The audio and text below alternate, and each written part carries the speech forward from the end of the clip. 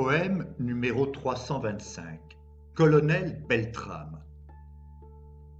Étreinte par la panique qui me tétanisait, le bras du terroriste, tout autour de mon cou, m'étranglait.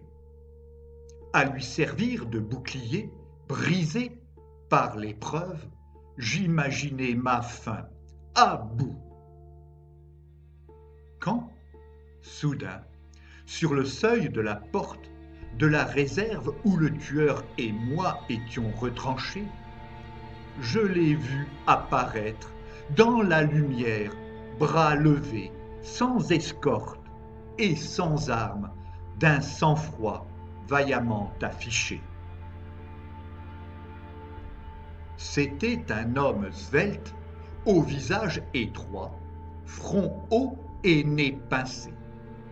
De son regard lumineux émanait, conjurant dans l'instant mon effroi, une force d'âme au souffle vertigineux. Il avançait vers nous d'un pas très régulier, ne cessant de parler sans chercher à frimer, là, pour prendre ma place en gendarme lié par un serment qui, d'évidence, l'animait. Circonvenu par ses mots, mais aussi par ses yeux dont l'éclat, loin de laisser impassible, nous avait gagnés, le fou de Dieu m'a libéré. Et, à nous croiser au moment des adieux, je l'ai vu, l'air étrange, me sourire avant de vite m'éloigner. Ainsi, sans nullement me connaître, sacrifiait-il son existence en échange de la mienne, porté par une foi inscrite dans son destin, nourri par des valeurs qu'il ancrait à ses tâches avec quelle constance. Voilà ce que je perçus dans la noblesse de ses traits d'instinct.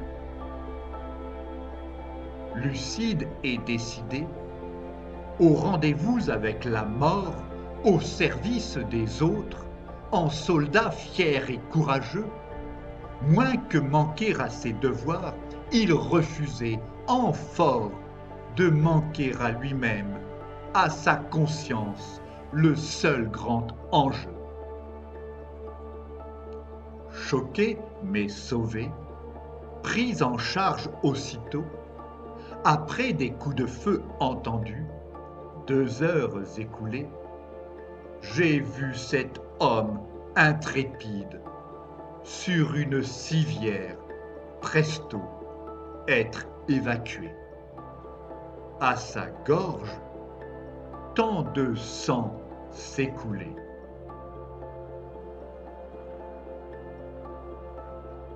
Repose en paix, colonel Beltrame. Redevable, je te veille désormais, toi qui considéras ma personne plus chère que la tienne. Par tes actes, et non de futiles conseils, tu m'as élevé l'esprit en me léguant main repère. À jamais. Poème écrit par Philippe Parrot entre le 4 et le 6 avril 2018.